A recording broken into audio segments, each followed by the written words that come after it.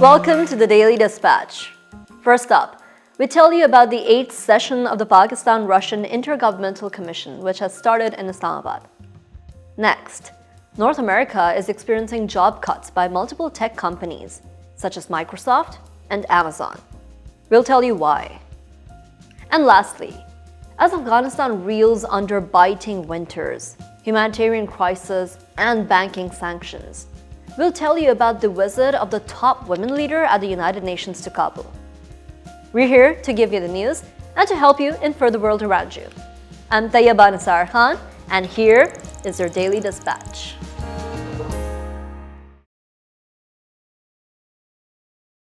The 8th session of the Pakistan-Russian Intergovernmental Commission has started in Islamabad.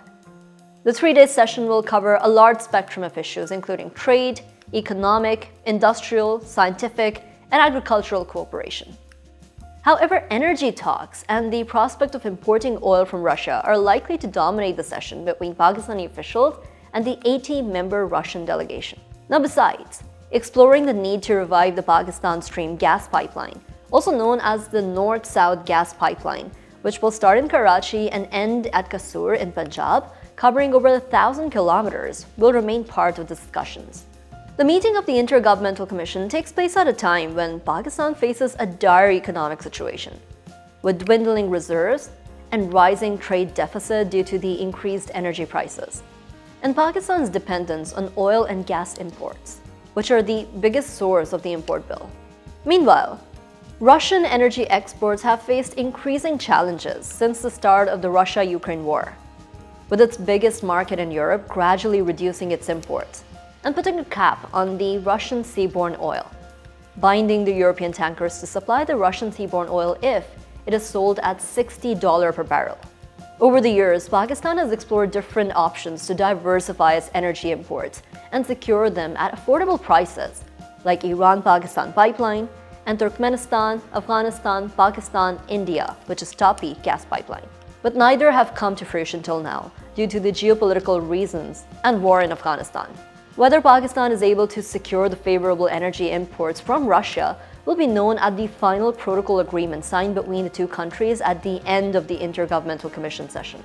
Pakistan-Russia relations have seen a thaw in recent years after decades of frozen ties due to the Soviet invasion of Afghanistan during the Cold War, and Pakistan's support to the Mujahideen along with the US and Gulf states.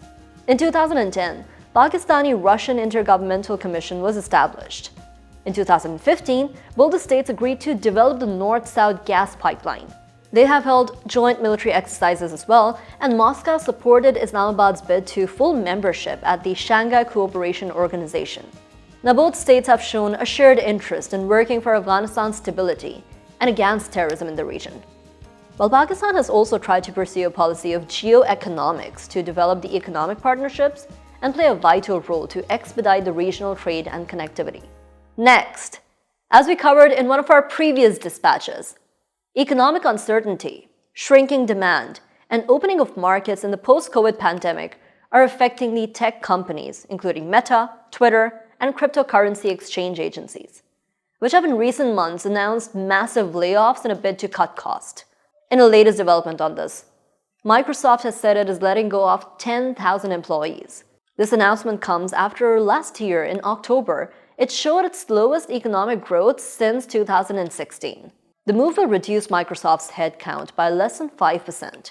And meanwhile, Amazon tech giant, which plans to lay off 18,000 employees, its largest layoff in history, has said that the initial layoffs will come from the United States, Canada, and Costa Rica. Due to increased demand for the online services with the onset of COVID-19 pandemic, the tech company went on a hiring spree, its global workforce rising to over more than 1.5 million by the end of 2021. According to Stanford University, over 120,000 people have been laid off from their jobs at some of the biggest tech companies. Although contraction in demand and economic uncertainty have been invoked to justify the layoffs, some experts attribute this trend to imitate the behavior where one tech company follows the others. Moreover, there are fears that the layoffs could have ripple effects on the other industries, especially the retail and mostly less skilled workers, further raising the unemployment at a time when the inflation is high and global economic growth is slow. As Afghanistan reels under severe cold, with temperatures dropping as low as -21 degrees Celsius and a humanitarian crisis looming, the highest-ranking woman at the United Nations, Deputy Secretary General Amina Mohammed, arrived at Kabul for high delegation-level talks. She held a meeting with the Taliban Foreign Minister, Amir Khan Muttaqi, and expressed her deep concerns over the restrictions placed on women in terms of education, work, and public mobility. Ms. Mohammed is visiting a month after the Taliban banned university education of women and barred most female NGO staff from their work, a move that received international condemnation as well. Muttaqi complained about the lack of cooperation extended from the international community, especially in terms of the recognition of the interim Taliban government and removing the sanctions on the banks, which he said were causing difficulties for daily financial transactions for ordinary Afghans. Now, ever since the Taliban seized power on August 15, 2021, after overthrowing Ashraf Ghani's government, the country has faced a severe economic crunch. The US froze $9.5 billion worth of assets belonging to the Central Afghan Bank on August 18, 2021, contributing significantly to the fears of economic collapse, which it later tried to cushion by releasing $3.5 billion in a fund set up in Switzerland. The international sanctions and banking restrictions imposed by the international community have only propelled the humanitarian catastrophe. These perilous conditions have affected nearly 38 million Afghans, especially during these cold winters, where the warmest winter temperatures are still as low as -11 degrees Celsius. The electricity and food supplies are also scant, and many villagers were trapped due to heavy snow and rescued by the Taliban.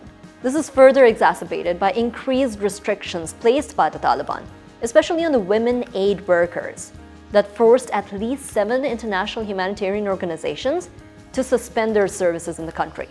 In a country with conservative traditions, female aid and health workers were essential, especially in the public health sector.